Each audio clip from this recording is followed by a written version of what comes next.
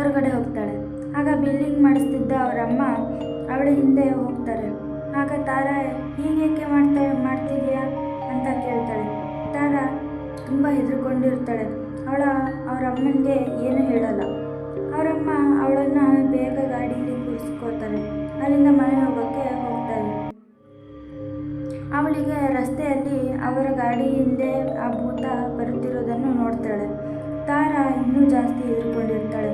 ಅವರಮ್ಮ ಎಷ್ಟು ಜೋರಾಗಿ ಗಾಡಿ ಓಡಿಸ್ತಾ ಇರ್ತಾರೋ ಅಷ್ಟು ಫಾಸ್ಟಾಗಿ ಆ ಭೂತ ಅವಳನ್ನ ಫಾಲೋ ಮಾಡ್ತಾ ಇರುತ್ತೆ.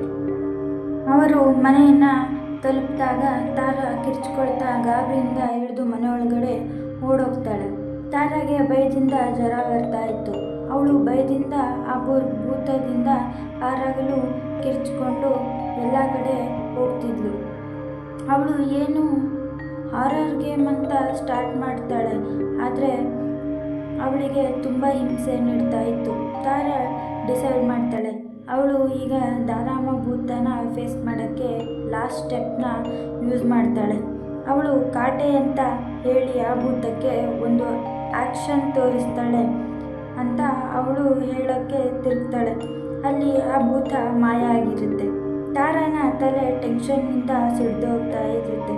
ತಾರಾನ ಸ್ಥಿತಿಯನ್ನು ನೋಡಿದ ಅವರ ಪೇರೆಂಟ್ಸ್ ತಡೆಯೋಕ್ಕಾಗುತ್ತಿರಲ್ಲ. ಅವರು ಅವಳಿಗೆ ನಿದ್ದೆ ಮಾತ್ರೆ ಕೊಟ್ಟು ಮಲಗಿಸ್ತಾರೆ. ಅವಳು ಮಲಗೋ ತನಕ